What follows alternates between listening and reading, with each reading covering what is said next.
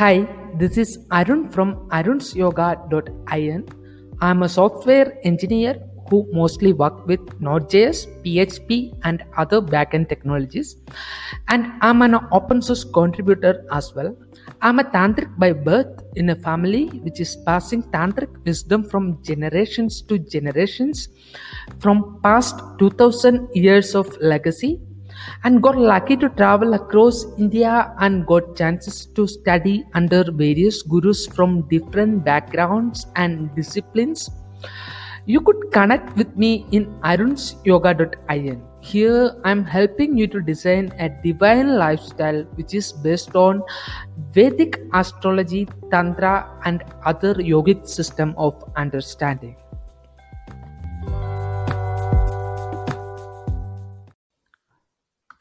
Hi all. Today's podcast we are having a guest. His name is Jonn. Jonn is a qualified Thai yoga massage practitioner, Thai yoga massage teacher, trainer, yoga teacher, and sexological bodywork practitioner. An accident in 2008 rendered him 15% whole body permanently impaired. Through rehabilitation, including yoga, the majority of his range of movement has been regained. Jonn subsequently discovered the benefits of Thai yoga massage, which integrates perfectly with yoga and is suitable for clients who wish to experience the extensive benefits of yoga without attending a structured class. His lifetime passion for men's health was the catalyst to train in somatic sexological bodywork. John's work with men in areas of sex, intimacy, and pleasure facilitates a better relationship with our bodies and creates more satisfying personal and partner sexual relationships. Jonn established CE Yoga in Jan 2014, changing to Body QTS in 2021. The studio provides group customized men's yoga, massage, and physiological bodywork at his Sports Point studio in Sydney, Australia. In at this podcast, we are discussing about the work which he does and his chat as well. So, welcome to the Vedic reading series, episode number 15, The Politics of Naked Yoga for Men. Hi all. Today we have a guest. He is from Australia. His name is Jonn, and he's doing some programs like you can figure more about him in his website bodyqds.com. Today we are gonna read his chart. Also, we are gonna understand what and all other things which he does. So yeah, John, what you do, or what is this the what is that the bodyqts.com is all about? Why are you into something like that? And more importantly, what is this sexological body work, and how it is differ from uh, an escort, things like that, and why? Uh, what is that it's all about, and how you came into that, and we know that it is there is a lot of understanding about people's on their own body, where they are not able to understand the deeper sense of their body, and there are like dharmas which is hidden behind their mind, which is like conscious mind or unconscious mind. There are some imprints and stuffs like that, and how what you do with all this, how do you do? Thank you, Aaron. So, sexological bodywork is about learning about sex, intimacy, and pleasure. And if we look at our societies, often many of us come from a place of shame. Men come from a place of shame. We have cultural shame. We have religious shame. We have shame around sexual orientation. We have shame around body consciousness. There's a lot of problems at the moment with body consciousness. So what all of that does is that the brain, the neural pathways of the brain start to look at our bodies as being, we become disconnected from our bodies. So sexological bodywork is all about reconnecting you to your body, to find pleasure in your body, to find comfort in your body. And through that pleasure and the comfort of finding really nice sensations and feelings, what that does, that rewires and refires the neural pathways of your brain. So if you think about, maybe I have a hairy chest and I don't like a hairy chest. So through practice of connecting with your hairy chest, you start to feel, well, actually, I don't mind that. I like that. And that changes the neural pathways of the brain from saying, I don't like it, to I find pleasure. And through the pleasure that changes the way the brain, relationship the brain has with the body. And that relates to the whole body. Think about the whole body as being one amazing big penis. And we, as a man, we all have a good relationship. Most of us have a very good relationship with the penis. Not everybody, but most of us have a good relationship with our penis because we've been engaging with it since birth. A lot of us have shame around our penis because we're told it's dirty or it's not appropriate to touch your penis, or you might go blind or something like that. But essentially, of any part of our body, for a man, probably the penis is the most sensitive and the most really good relationship. So essentially, the whole body has sensory perception. The whole body can start to engage and become sensitive, just like the penis or your earlobes or your hair. So you can build a relationship with the whole body. So with sexological bodywork, we work with everybody from people that have had extreme sexual trauma, getting back into their body, to people seeking new ways of how to communicate better in relationships. One of the biggest problems we face in today's society is about, how do I communicate what I want? How do I say no? How do I ask for something different?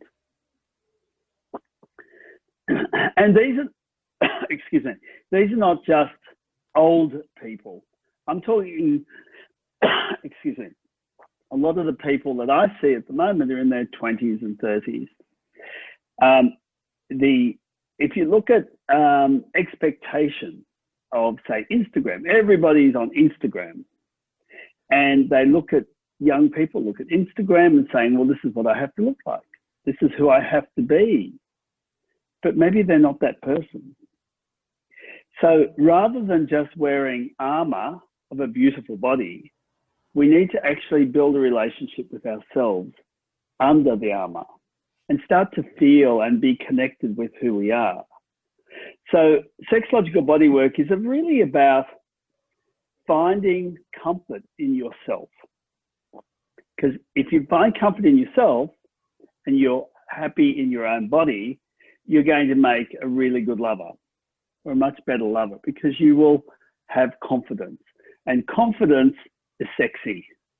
And that makes people want to be with you, don't they? Everyone wants to be with positive people. They don't want to be with drony, boring people. They want to be with comfortable people.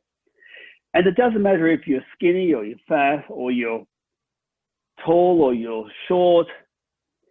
If you're comfortable with who you are, people are attracted to you. So I think that's really the essence of sexological bodywork. It's about finding the sexy in you. And that gives you an opportunity to be able to form better relationships with yourself and also with other people. Um,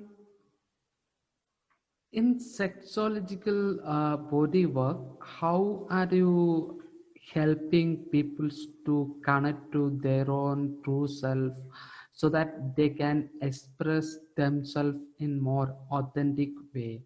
So in a way that if we are more authentic to our own self, we can actually express what we are actually is, the deep down who we are. And while we are growing up, the social conditioning or the patterns which we fall into, all those things could have actually hiding us behind all these kind of deep shames or deep hidden feelings. So how a sexological body works helps a person to come out from these deep shames or the things which they are hiding behind all their unconscious mind. How it is, how it Sure. is evolving, how you are helping them to take out from that. Well, I think it's interesting. I know you're from India, and I have a lot of clients that live in Australia, all from India and other parts of the world, but particularly I have a lot of Indian clients that have deep shame about sexual orientation, about nudity, about um, sex in general. There's a deep shame, and a lot of that deep shame is, from my understanding, has come from the Raj. I mean, at the end of the day, the Indians invented the Kama Sutra. Traditionally, the Indian subculture, the Indian subcontinent was very sexually positive. They were very positive about that. The Victorian mentality, like it has in the UK and even to Australia, has changed that by bringing enormous amount of shame. So if you've got somebody that is very uncomfortable with who they are, very shameful of sex and intimacy and having pleasure, we have to start to rehabilitate. We have to build a relationship. And the only way to build a relationship is starting with yourself. You can't take a tablet. A lot of people would love to take a tablet, but you can't. You really have to start to take yourself essentially out of your head and into your body. You know, the Indians started meditation. Meditation is the essence of everything. Mindfulness, taking ourselves from our head and starting to feel. Starting to connect and feel sensations in our body. It's interesting, you talk about connection. Most men masturbate between 2 to 3 minutes, and usually with 100% of porn. Now, porn is an addiction, it's very bad for you. And there's ways to wean yourself off porn. But that is in your head, it's not in your body. It's much better to think of an erotic, or look at the pornography if you really have to, or read something in a magazine or a book, or think about it, fantasize it, and feel it. Close your eyes and just feel into your body. Starting to build a relationship with yourself.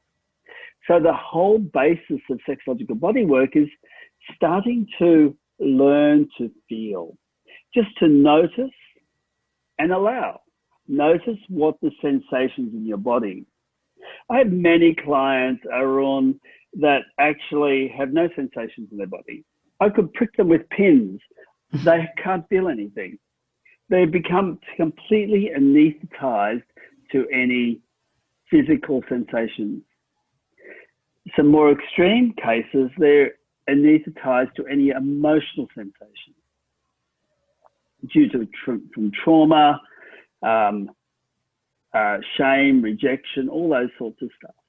So really, it's about how do we access our body? We access our body simply through breathing, using breath, using touch, gentle movement, maybe a little sound, and placement of awareness. Feeling and being in your body. Does that answer your question? So in your practices, like, do you use any kind of medicines also?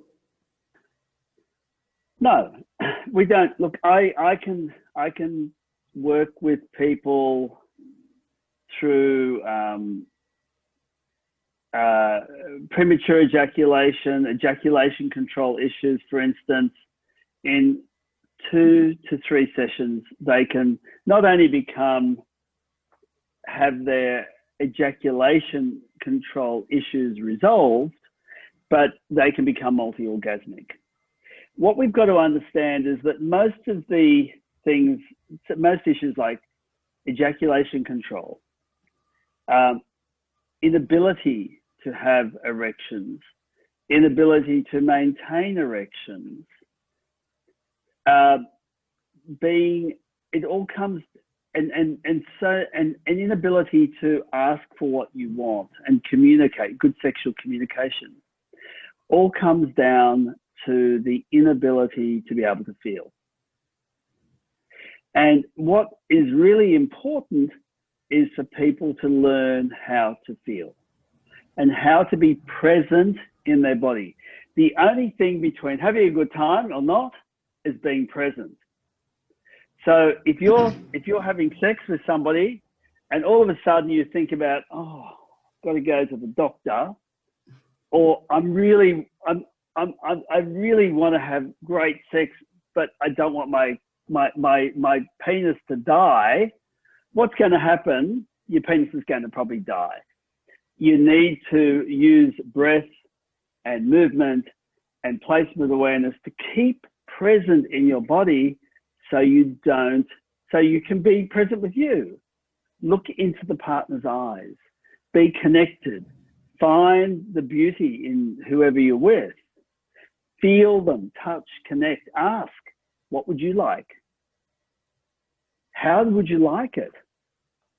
Would you like me to go a little bit softer or a little bit harder? Would you like it faster or slower? Ask your partner what they want. And, that's sexy. It's not shameful to ask what you want. It's actually really, really lovely, because people say, oh, no one's ever asked me before. How do you know? How do I know? If I was to ask you, Arun, may I touch you? Let's ask. Arun, if I was there right now, how would I be able to touch you? Where would you like me to touch you? Was that again, like, you're If wanting? I was to say to you, Arun, may I touch you? If you're asking me. I'm asking you, if I was with you there, may I touch you? This is an example, yes or no? In what way, like? So if I was, exactly, this is the point. If I was to say, Arun, may I touch you? It doesn't matter as another man. It could be touch a shoulder. It doesn't really matter. If I say, Arun, may I touch you? So it's and then I say, where would you like me to touch you and how would you like me to? So the big issue with a lot of sex is about communication. A lot of people, how do I know? No, what I'm trying to say is that how you feel. If that kind of things, if somebody is asking me, may I touch you? So the energies around me is actually, I can actually see what is that actually happening. So, based on that, everybody, when they comes, there is a kind of vibration is existing, So the decision could be based on that particular vibration. That's what Like, So it may if depends. I said, right. So what am I trying to explain? If I said to most people, Mm-hmm. may I touch you? Mm-hmm. They would say yes. Mm-hmm. And then if I said, where would you like me to touch you? Mm-hmm. They say anywhere. Mm-hmm. But that person, I don't know how that person wants to be touched. So I need to be able to ask, not just ask, how would you like to be pleasured? Mm-hmm. But where would you like to be pleasured? How would you like to be touched? And how does it feel? It's interesting because in a lot of heterosexual relationships, a lot of women complain all the time about no, men only want to have vaginal sex. Mm-hmm. They don't want to do anything else. They don't want to have foreplay. They don't want to pleasure their partners. They just want to go to the destination rather than the journey. So it's about how do you communicate with your partner. So you don't just have sex, you have an amazing experience.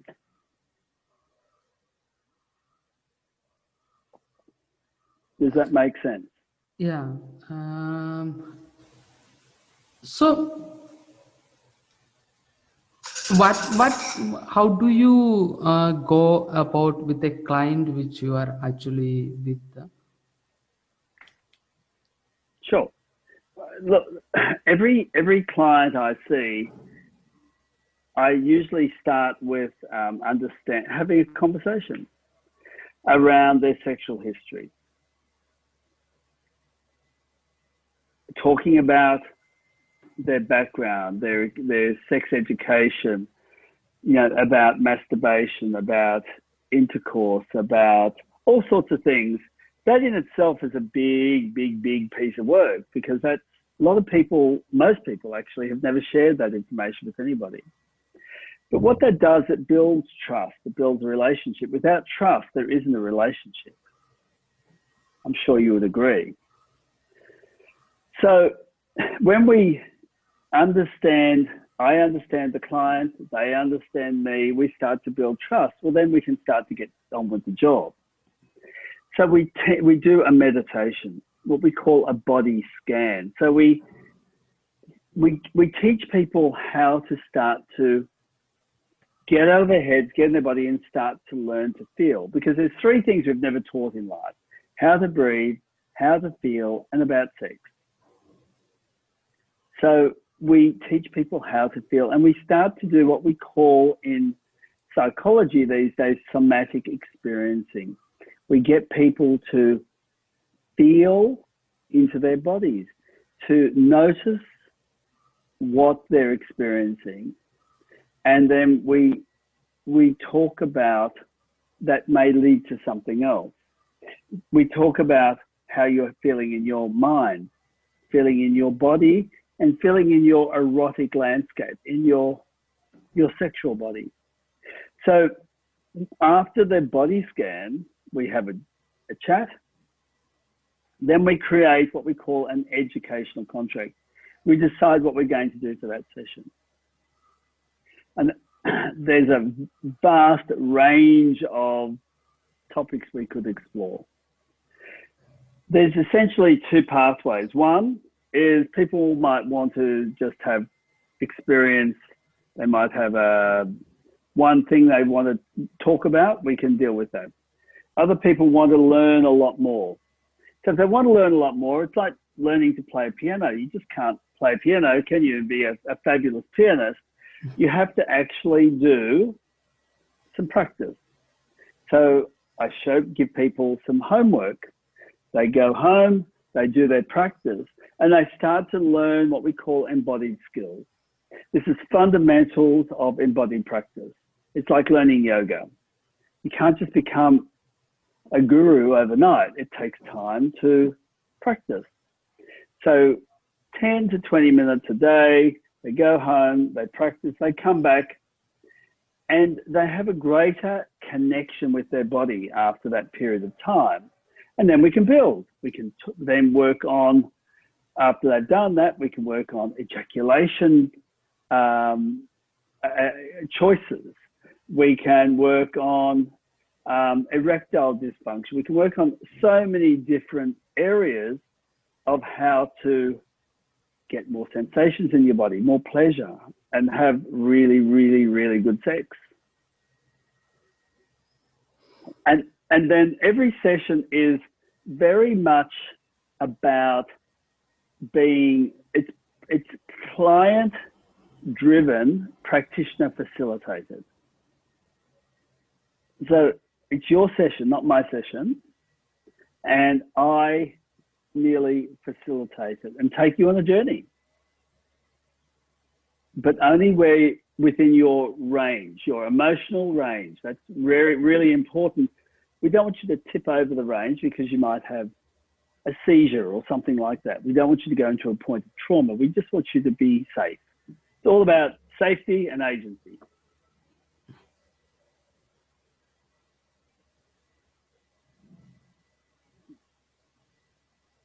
What's your thoughts on that? Does it make sense to you? Yeah. So as an Australian, when you are working with Indian clients, um, what all are the cultural barriers which came across that you feel that should be broken? I think there's such the Indian subcontinent, and it's not just India. It's Pakistan, it's Sri Lanka, it's India, it's the whole Indian subcontinent. They've been heavily indoctrinated by the British, the Raj, and I can only put it down to that because there's no other reason for it.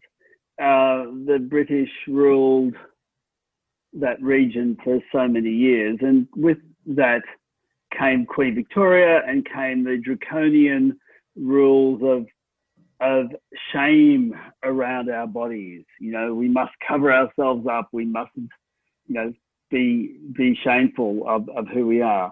Part of my studio, we have naked yoga, and I have a lot of Indian men wanting to come to naked yoga.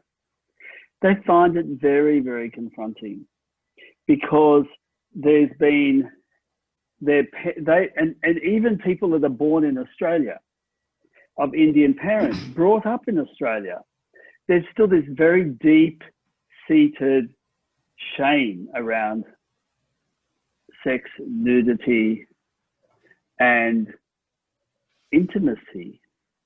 So it's very, very hard for people to get comfortable in their body. So we need to teach them how to do that by starting to learn to build a relationship with themselves. So but I must say, it's not just the Indian culture. It's a very big percentage of Western culture. And at the moment, the millennials, the Western millennials are huge problems because of as I said before, the Instagram culture, the lack of talking to people. See, I can see you here and I can look in your eyes and I can talk to you. But a lot of people only talk behind a computer screen. They don't actually have the capacity to communicate. And all they're trying to be is somebody who they're not. Rather than accepting that this is my body, this is what I have, I need to feel comfortable in this body. And I need to have pleasure and to be able to give pleasure and to receive pleasure. Very simple principles, but very hard for people to grasp because they are so simple.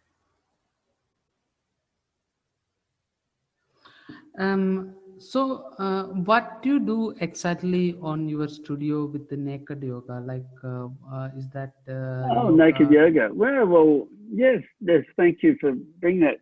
naked yoga. I do two different types of yoga. I do naked yoga is we only in our studio we're a men's only yoga studio, and the reason why we're men only because men find women so good at yoga, it's intimidating for them, and they don't want to come. If you think of the yoga tradition, yoga originally was a male-only practice, and it's only in recent times that it has become predominantly female. With No, only 18%. yoga practice is actually it's a tantric practice which actually helps people to develop their feminine side on their body. The divine femininity, because it is not just. I mean, feminine is actually creative. The divine femininity Correct. actually creativity. So yoga is a practice that helps us to develop the divine femininity in our own body. So yeah, what you do with the naked yoga?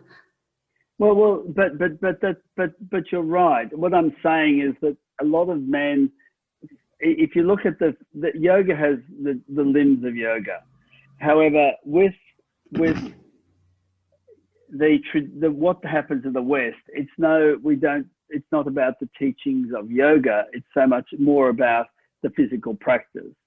If you put a bunch of men into a yoga studio with a lot of women, you'll find that the men are not as flexible, they're not as open, and they feel a little bit shamed that they're not as good as the girls. So there's nothing wrong with that. But what we find is that the men actually enjoy doing yoga with other men, as is the tradition. So our yoga classes are hatha yoga. We do moving meditation. We do all sorts of different types of yoga practice. And meditation, we do clothed and we do naked. The advantage of doing naked yoga is that it's less sexualized. All we are is who we are. We're in our bodies. It's also a somatic practice. It's a really beautiful concept. That naked yoga is a really beautiful concept, actually. It's a somatic practice. Yeah, Soma is the Soma. I mean, in Indian mythology, Soma is a god of, it's a sun god of. It's like transcendental god. Somewhere we got transcendent into some other kind of consciousness. That area of the mind is been represented with this particular god called Soma. The naked yoga is a kind of yes, it brings out the shame which is actually hidden deep inside and take it out, and it will actually help them to come into more grounded understanding of being. Because leaving dress and getting into meditation and being whatever we are actually is, and getting into the deep level of meditation and understandings and stuffs like that will actually help people to transcend a lot of energies on them. In naked yoga practices, where did you start at? How long it's been you are practicing, and how is it getting evolving? Yes, it's interesting. But just before you do that, yoga, I just want to stress that yoga is not just about making shapes. Yoga is about learning to feel. Most people who do physical yoga practice in the West, all they're doing is making shapes. What we teach people is how to connect with their body and build a relationship with their body, because we're teaching them how to somatically engage with their body, how to feel and listen to sensations as they do their practice, how to engage their core, how to connect with themselves.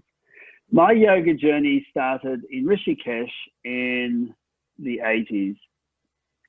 I went to Yoga Niketan when I was in my 20s with a friend, and it was a very enlightening experience for me. My friend ended up in meditation going to sleep against the back wall.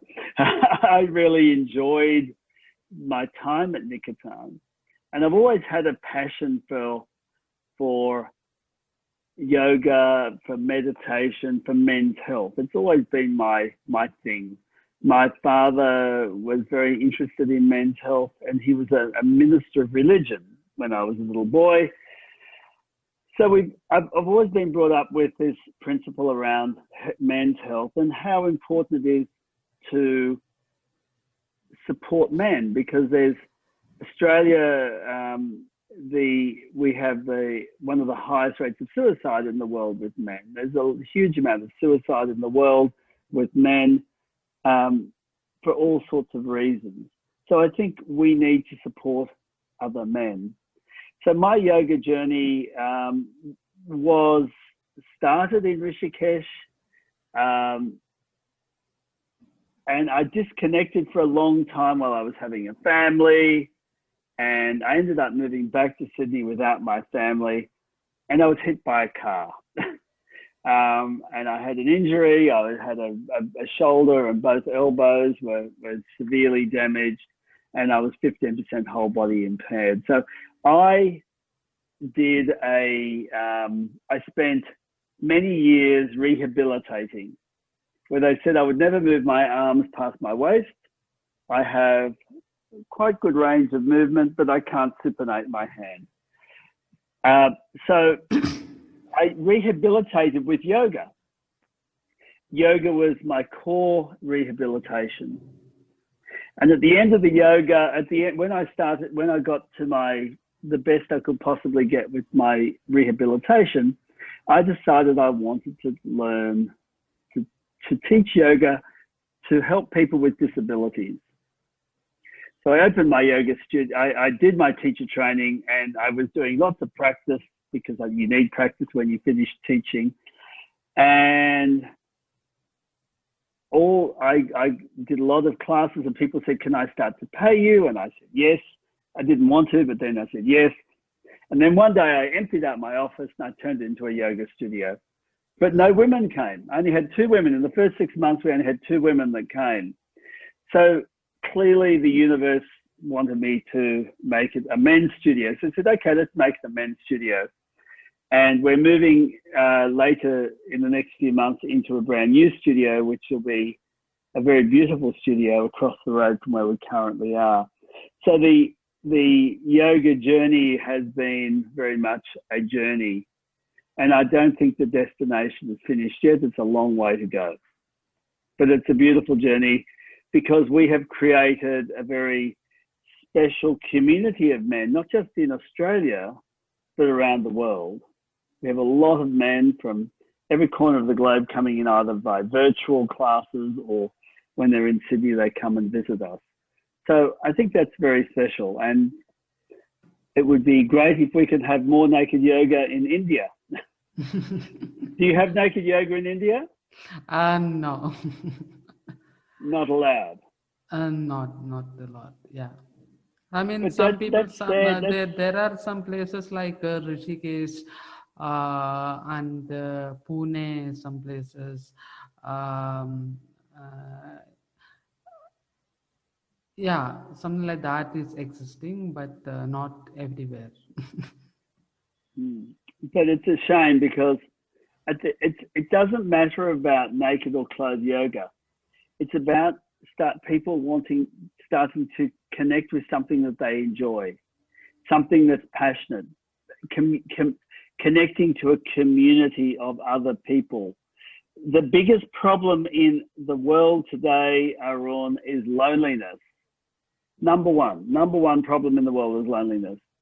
So what we all need to do, what we can do to bring people together, to make them feel whole, to make them feel safe, to make them feel secure, and make them feel like they're a part of a community. And that is not just the older people, it is all generations. The internet is pulling us apart, not bringing us together. In a way, internet is actually connecting people, and in a way, it is actually distracting the relationships as well.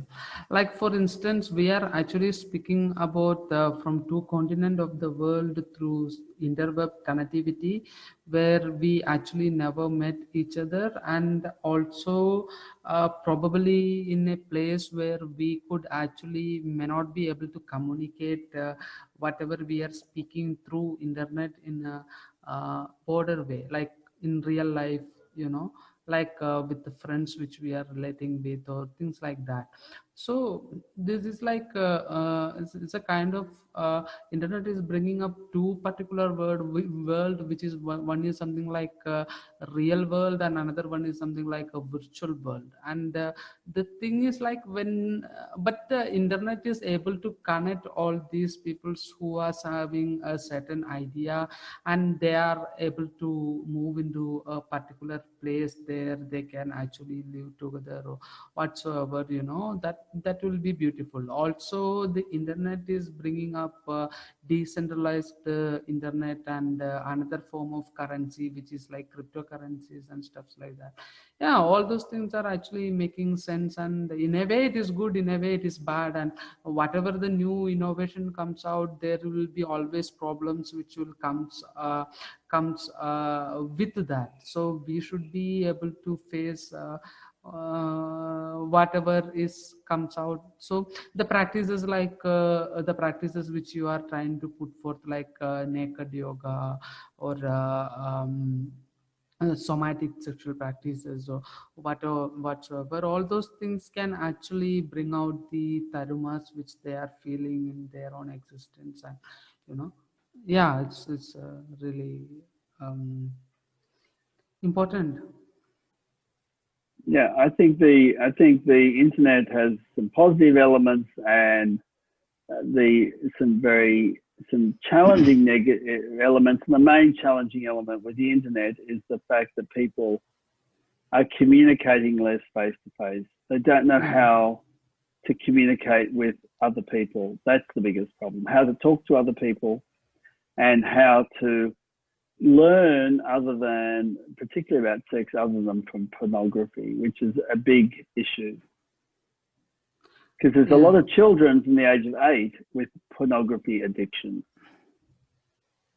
Yeah, the thing is like it's like the new generation which is actually growing up is like um, uh, I don't know. I had a podcast with somebody who is actually had a porn addiction, and he is not an anti-porn guy, but yeah, he is actually putting forth all those things outside. Yeah. So shall we go for your chart now? Yes, thank you, everyone. That You would be great. wanna Thank talk you. something else about your work which you do?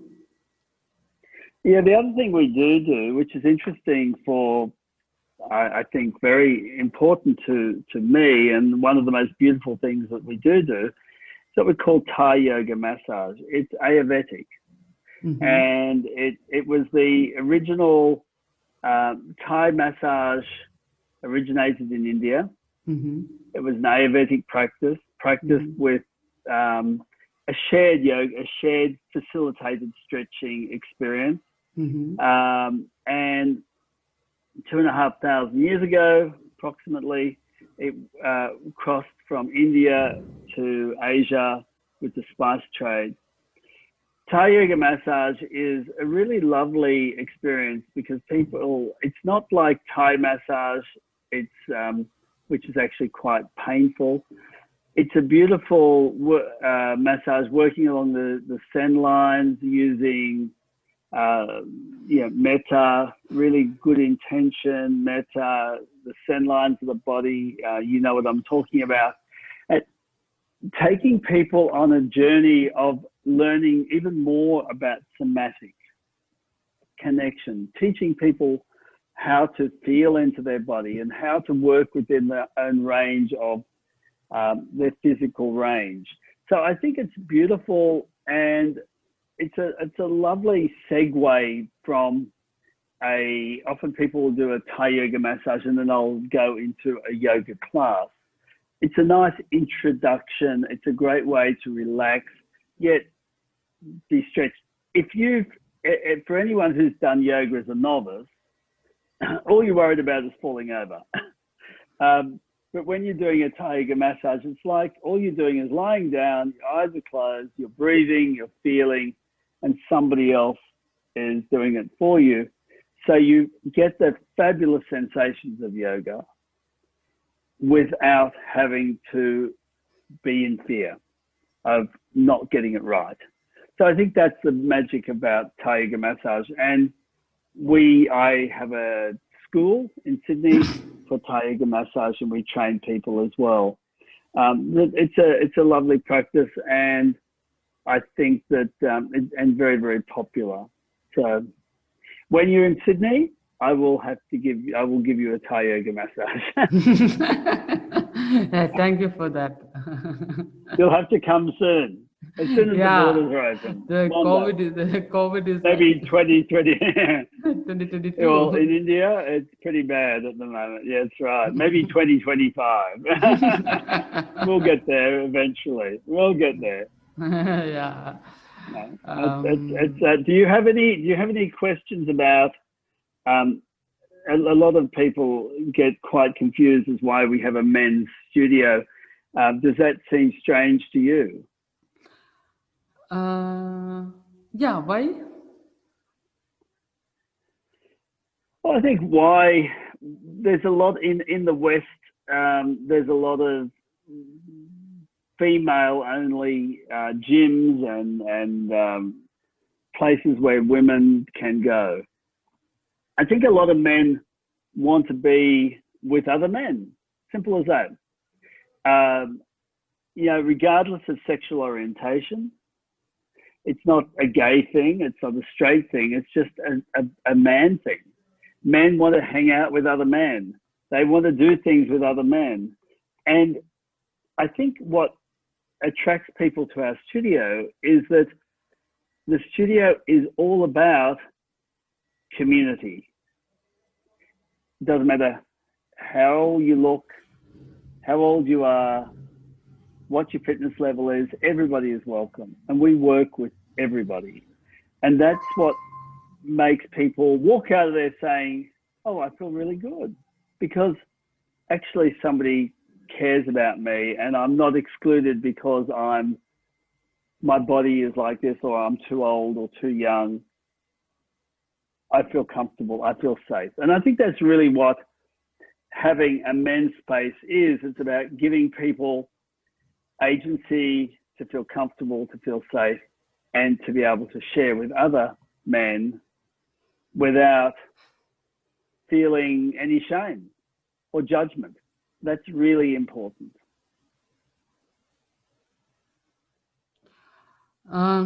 So is there any kind of social problems which actually brought up, did you see, like bringing up a men's yoga studio? Look, I have had some young people who think I've had psychologists and psychiatrists sending people to me to a naked yoga class to help with body consciousness. It's a great thing to help people with body consciousness. I had a young Indian boy come, and he did a yoga class, and he had a very rough time because he was in so much shame. He felt so bad because he felt he was just full of shame.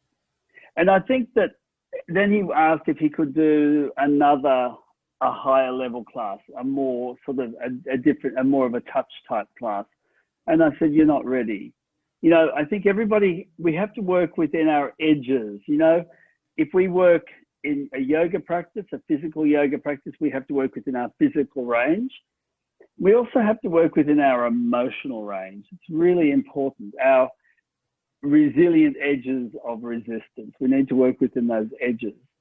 And there's no point taking ourselves into a place that isn't going to be beneficial. Otherwise, there's no point doing it.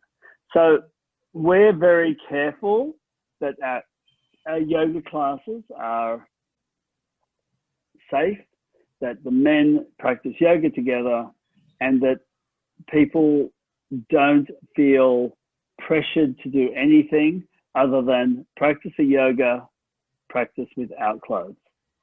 Yeah. That's it.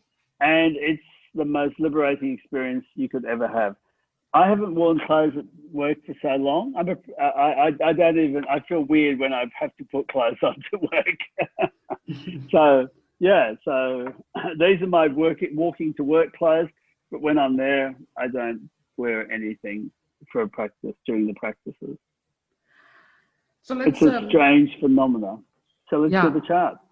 yeah, let's look it in the chart. I'll just share you my screen actually. Um,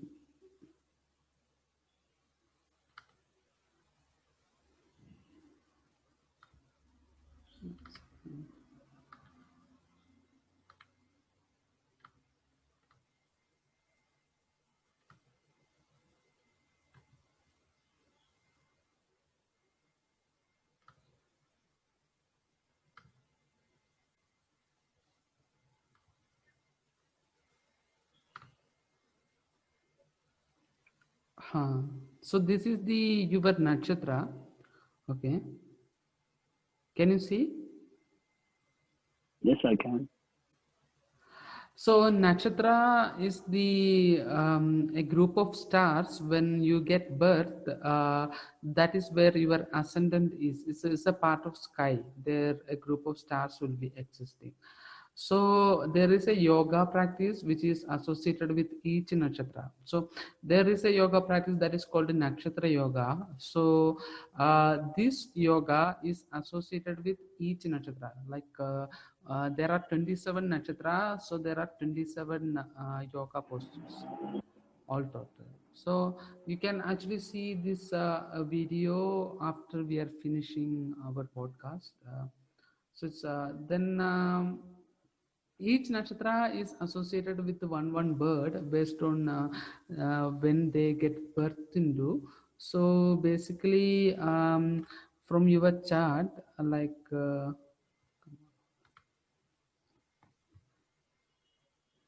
Um,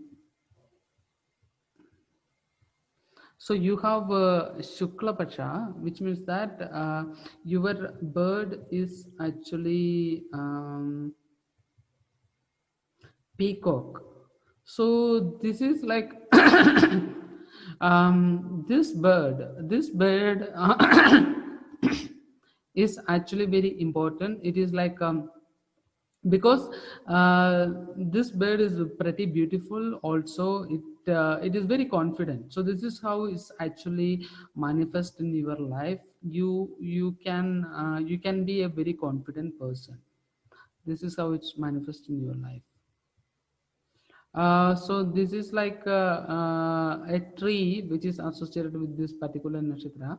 So this particular tree, how it's like is this particular if this particular tree has the resonance frequency of the same as your own soul as well. So how does it manifest? Is like when you go near to this particular tree, you can easily communicate with this particular tree.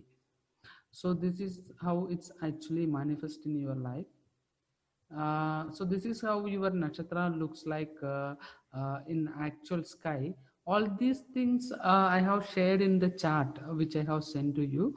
You can have a reference later, like you can look at on the link. This is my website, you can look at into that thing. So this is asuragana. So in in a human there will be two qualities. Like one is asuragana and another one is godly nature. So asuragana means it's a demonic nature, and godly nature it's opposite of asuragana. So what does this is how your quality is more, which is ashragana. So how does it manifest is like you could be overconfident as well. Sometimes you will get into fight, and sometime there is a probability of getting into the world of asuras, like demonic characteristics, um, usage of different kind of herbs and medicines and stuffs like that. That also possible, that could be manifested in your life. Then tamoguna. So this is one of the important thing which is actually happens in your mind, is like tamasic nature, this is the darkest area of the mind. What happens is like when you have this tamasic nature, how does it manifest in your life is like you could overthink things which is actually not existing, that could lead to problem in your life. Is that clear? Right. So you're saying, oh, I see. I know what you mean. Yes, the the tamas. Tamas is like you will imagine things which is not existing. I mean, it's is mind could be overthinking. There is a thought process Yes. which will goes on like overthought. Right. You know? Yeah. So your Bodha is sky, which means that you can easily connect to sky. Like if you feel low, you can go out and look at on the sky, and it can accelerate you to higher. You know. Mm-hmm. Um, so you have a neutral gender, which means that you can manifest the property of both men and women. Um, so the god associated with your nakshatra is the Varuna. Varuna means this is the particular god, that is the god of water, and there is a mantra that is the along with the yogic practice which you can recite. And what happens is like when you recite this particular mantra, you can easily get connected to this particular consciousness. I would not say this is a god, this is a particular area, particular consciousness which you can, which is actually existing in that particular part of sky. So if you recite this particular sound, it will be like a more profitable business, like you can actually make a relationship with this particular consciousness. Okay. And there is a kriya. So basically there is two different things, one is yoga and another one is kriya. So kriya is more likely to be occult thing, it's like to go much more deep into your own body. Like yoga, as we already saw, yoga is the practice of getting in union.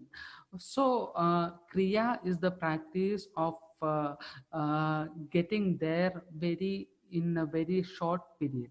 So there are 27 kriyas associated with Nakshatra Yoga. Nakshatra Yoga is a 30 minutes of practice, and with that there is a 5 minutes of practice of kriya that helps people to accelerate their own consciousness in very deeper way. So this is something which sexual position which you will like for in order to for you to get more deeper connection with your partner. So there is a 12 yoni position, 12 yonis, which is like each yoni is associated with which one animal. So this is your particular yoni. So this is the mostly about this is the overview of your nakshatra. How does it manifest in your life? So this is one thing. Now we can go to your actual chart. Actually, um, give me a second. I'm just opening the chart.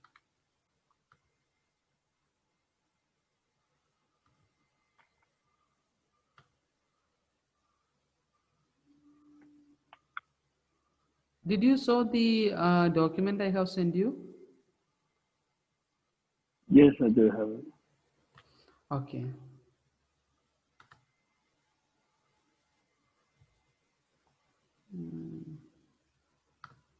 I didn't understand it, but I've got it. So I'll be just sharing you the.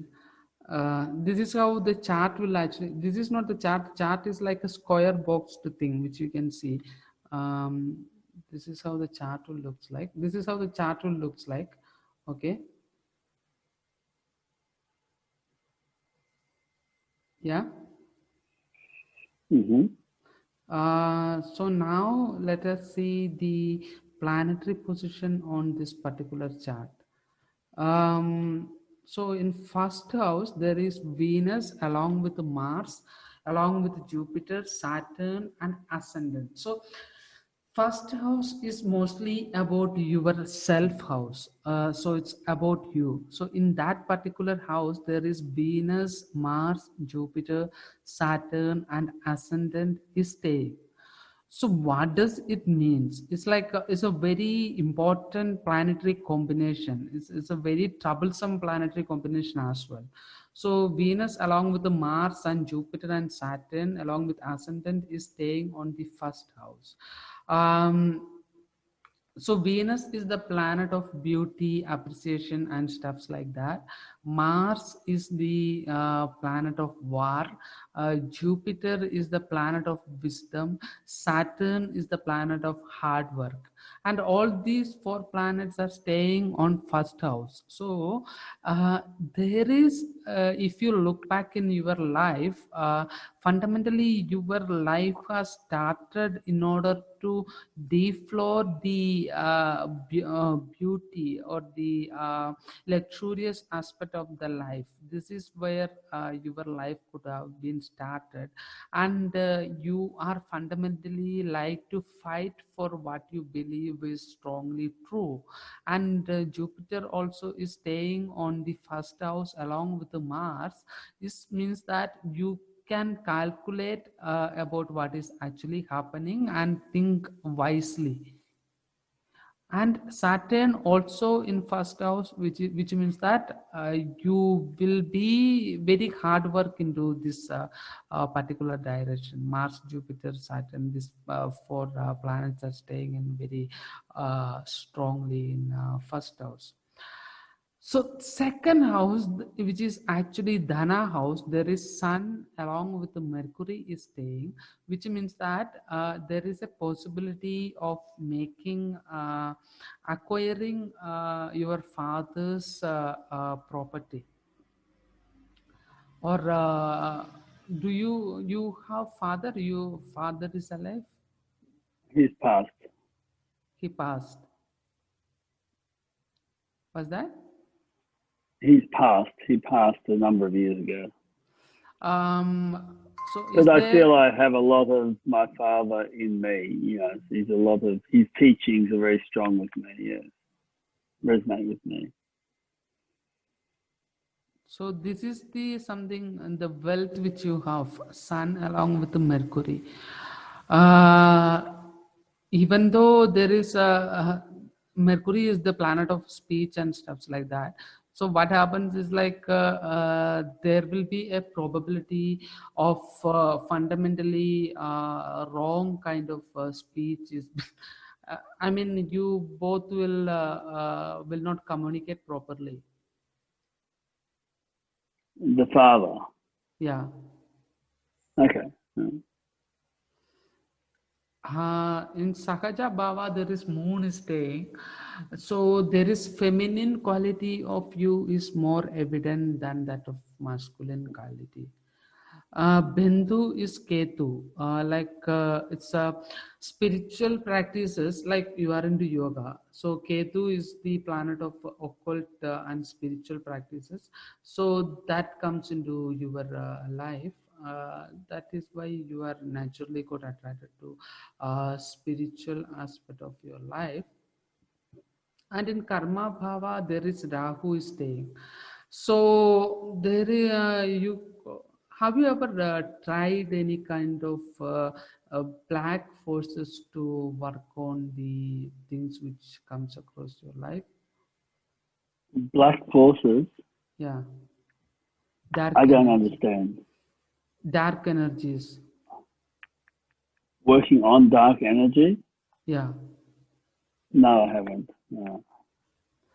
So there is a spiritual path is existing in karma bhava, which is because the Rahu, the planet Rahu, is staying on the karma bhava. So that is how it's actually manifest in your life. So let's see how the this thing like there. Hold on a second.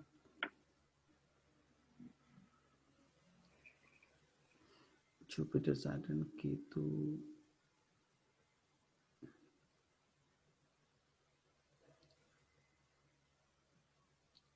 Rahu, Jupiter, Saturn.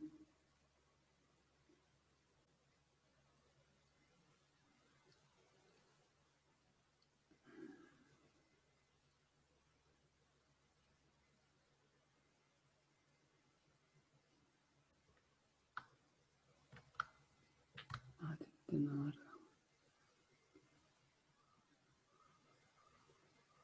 Uh,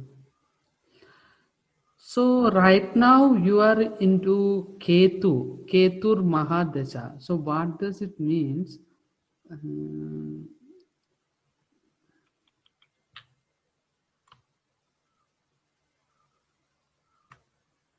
Ketur Mahadasha and Ketu is your friend.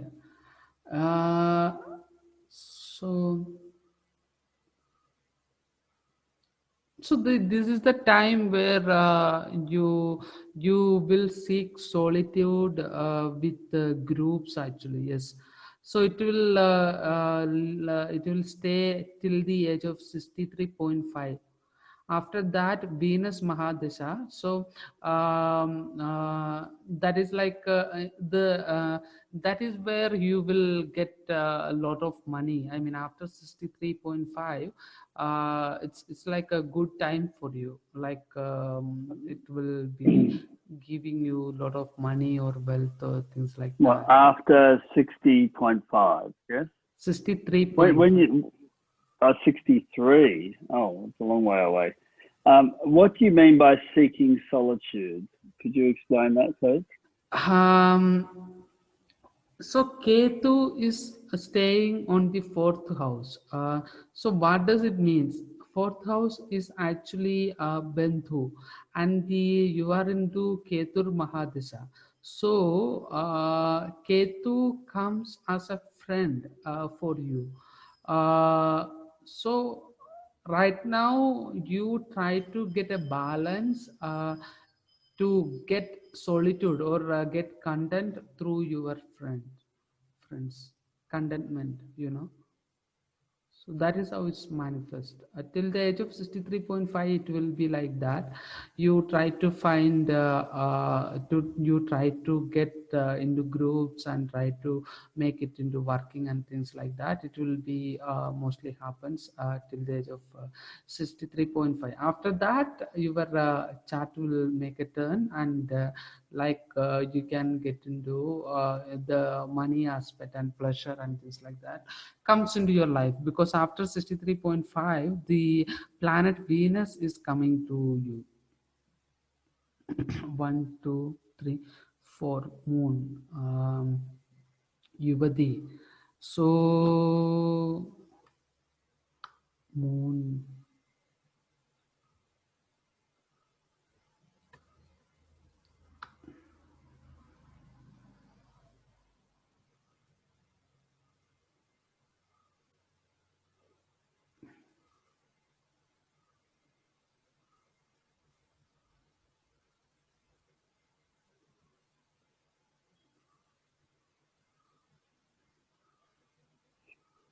moon is on.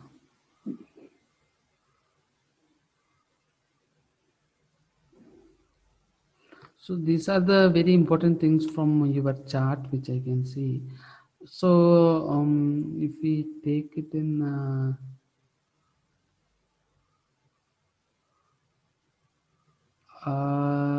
29, 29 plus 6, 30, 29, 35, 39.5.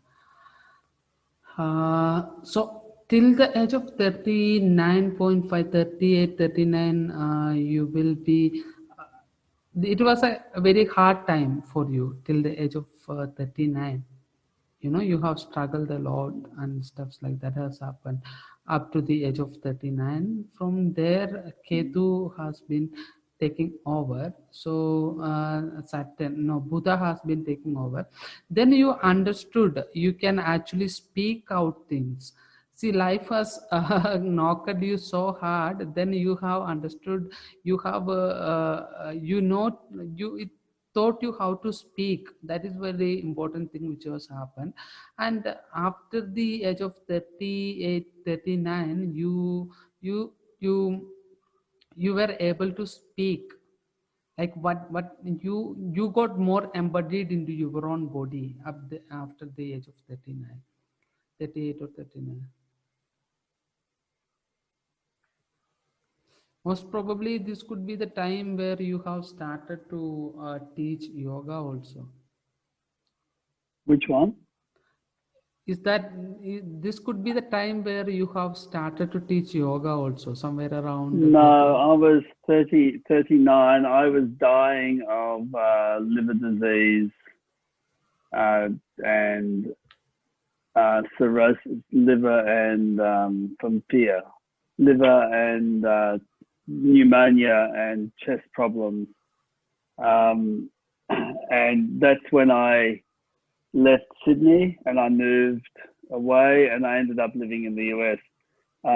It was all around me coming out, fear of losing my children and my ex-wife. So that happened at 39. I moved away to another part of Australia and left that behind. So that is where Saturn is actually ends. So it was very hard time till up to that time actually. Very hard, very hard. So from there you have actually started the you actually started to talk, you actually started to speak from there. Yes, spoke my truth. Yes, I started to speak my truth. Yeah, you started to speak your truth. So that is where the Buddha, planet Buddha comes. That is after that the Ketu. Right now you are trying to, yes, you are trying to build the, the groups and stuff like that. So you have any questions regarding this? Just go back a second. So what happens? Just go to that chart below. This One? Sorry. Just a little bit higher. Go higher. Oh, there it is. I know, a bit higher. This one. So go down lower. Go lower to 9. A bit lower. Where all those numbers were, the years. This one, next screen. Next, bit lower. Lower. A little bit more. Yeah, this one. Yeah. What is that? What is this means? You have an energy of Venus. Okay, so this is like a very deep thing which is happening inside you. So what you have to do is like Venus is associated with a 6-phase Rudraksha. So if you buy this particular Rudraksha and wear this, what happens is like Venus will actually manifest through you. So Venus is the planet which is actually associated with beauty, pleasure, and money, women, all this materialistic pleasure of humanity. I mean, a human.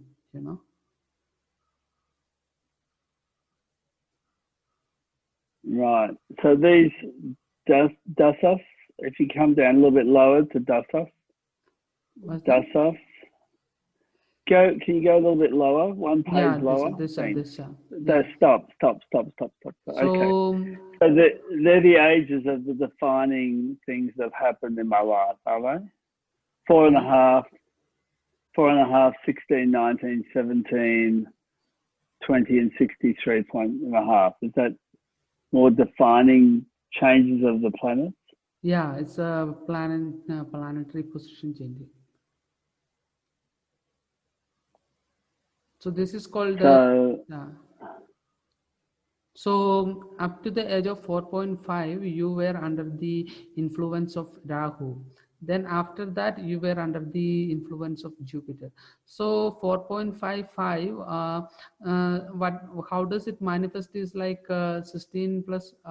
More generally, it is like 16 plus 4, like 20.5. So this is the time you got schooled, and you could be like you started your schooling as an interesting student. Most probably, you will be good in studies and stuff like that. You know. right. Yep. But the things are turned out like Saturn, under the influence of Saturn, you were not able to manifest it better in your life.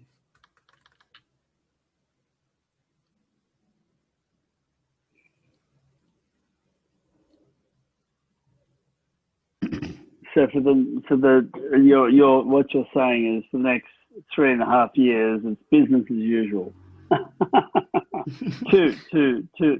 The next 2.5 years is business as usual. Just continuing to build and maintain what I've already got and grow a little bit more. Is It that is what you're gonna saying? pay you back in after 63.5. Okay. Because Venus is gonna be there, and if you wear the six-face Rudraksha of the Venus, that will actually help you to get established more. Or else you can actually wear the Venus Yandra also. Even if you can't buy the Venus Rudraksha, you can actually make a Venus Yandra and put it wherever you feel, and it will be actually help you to grow into that direction. Interesting. Thank you. Thank you. It was interesting. Some of the Asura Gunner.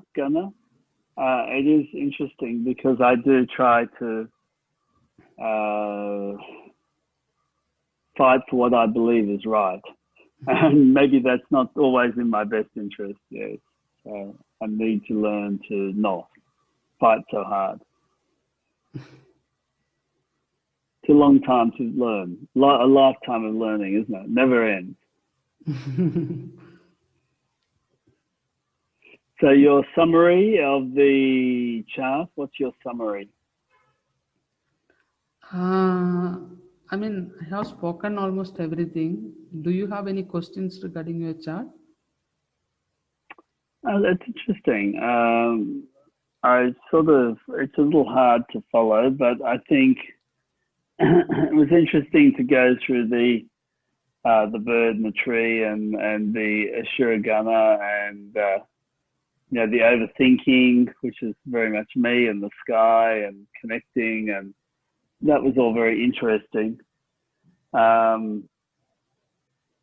Because it is true. I do overthink. I know a lot. I know I overthink sometimes. But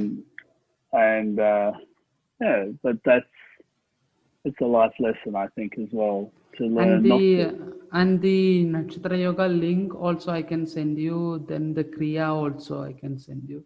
You can go through Thank you. that both of them and you can start doing it. Like that is Nakshatra Yoga.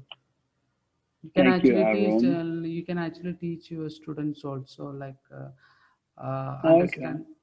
understand their nakshatra, and based on their nakshatra, we can actually. And for Mark, will you send a summary, or will he contact you, or what will we do?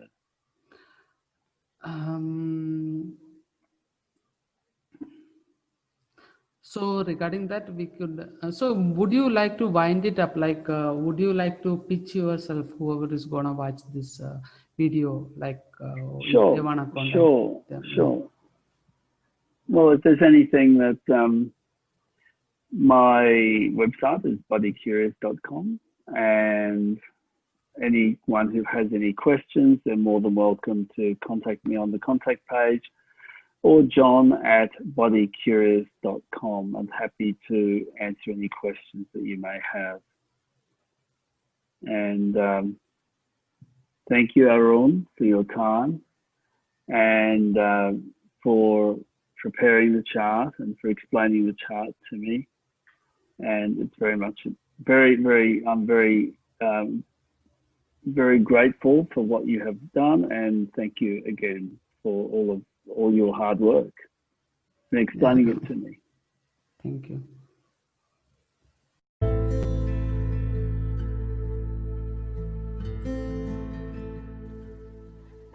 Thank you for listening to my podcast. You could connect with me in arunsyoga.in, where you could see my contact details, including my phone number, my WhatsApp, and email ID. Stay tuned for more exciting episodes.